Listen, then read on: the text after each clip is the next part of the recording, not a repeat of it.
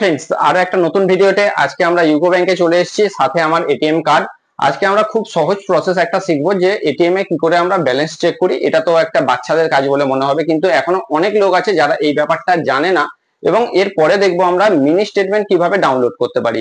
তো প্রথমে আমরা ইউকো ব্যাংকের যে কার্ডটা আমরা হাতে পেয়েছি, এই কার্ডের কিন্তু এখানে যে চিপটা থাকে, এই চিপটাকে সামনে রেখে সবসময় কাজ করতে হয়।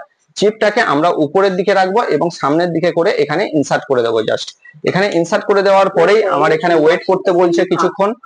এরপরে আমার ল্যাঙ্গুয়েজ সিলেক্টের অপশন আছে, আমি ইংলিশ ল্যাঙ্গুয়েজ সিলেক্ট করলাম। এখানে আমরা প্রথমেই দেখতে পাচ্ছি যে কি কি অপশন আছে। ক্যাশ ডিপোজিট করতে পারি, ফান্ড ট্রান্সফার করতে পারি, মিনি স্টেটমেন্ট করতে পারি। এইভাবে আমরা এখানে ব্যালেন্স ইনকোয়ারি আছে, আমরা এখানে ব্যালেন্স চেক করার জন্য ব্যালেন্স ইনকোয়ারিতে ক্লিক করব। তারপরে আমরা তিনটে অপশন পাচ্ছি। সাধারণভাবে আমাদের সেভিংস অ্যাকাউন্ট হয় জেনারেলি, তো সেভিংস এ ক্লিক করার পরে এখানে বলছে যে আপনি প্রিন্ট স্লিপ আপনি দেখতে চান কিনা, তো ইয়েস করে দিলাম। এবং এরপরে আমাদেরকে যেটা বলতে হবে সেটা হচ্ছে 4 ডিজিট পিন নম্বর। তো যে যার পিন নম্বর সেখানে পুট করবেন।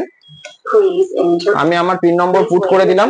কিছুক্ষণ ওয়েট করার পরে এখানে ব্যালেন্স শো করছে, সাথে কিন্তু তার সাথে এখানে আমার একটা স্লিপ ডাউনলোড হয়ে গেল যেখানে দেখাচ্ছে যে আমার কত ব্যালেন্স রয়েছে। এখন আমার যেটা করণীয় তা হচ্ছে এই ব্যালেন্স সম্পর্কে আমার যদি কোনো রকম ডাউট থাকে, আমি তখন মিনি স্টেটমেন্ট ডাউনলোড করতে পারি। তো মিনি স্টেটমেন্ট ডাউনলোড করার জন্য আমরা আবার এই কার্ডটিকে নিয়ে আবার ইনসার্ট করে দেবো, যেমন দেখিয়েছিলাম একটু আগে। ইনসার্ট করে দেওয়ার পরে ল্যাঙ্গুয়েজ অপশন আসছে, আমরা ইংলিশ ল্যাঙ্গুয়েজ সিলেক্ট করলাম। এখানে আমরা দেখুন মিনি স্টেটমেন্ট অপশন পাচ্ছি।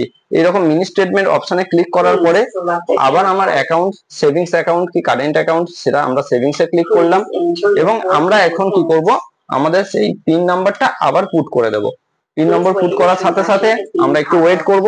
দেখবো এখান থেকে একটা স্লিপ পাচ্ছি, যে স্লিপে কিন্তু আমার বিগত কয়েকদিনের যে ট্রানজাকশন, সেই ট্রানজাকশন কিন্তু এখানে পরিষ্কার শো করছে। ফলে আমি যদি কোনো রকম ডাউট থাকে যে কোনো ট্রানজাকশন সম্পর্কিত, তাহলে আমরা কিন্তু এইরকম মিনি স্টেটমেন্ট ডাউনলোড করতে পারি। এর জন্য কোনো রকম চার্জ অ্যাপ্লাই হয় না। ফলে আপনার মিনি স্টেটমেন্ট আপনি ডাউনলোড করে নিন এবং বারবার আপনি দেখে নিতে পারবেন যে আপনার ট্রানজাকশনে কোনো রকম কোনো সুবিধা অসুবিধা রয়েছে কিনা। তো আজকের ভিডিও এর পর্যন্ত। এর পরের ভিডিও আসছে যেখানে ইউকো ব্যাংকের আরো ডিটেল এটিএম সংক্রান্ত তথ্য আপনাদেরকে জানাতে পারবো।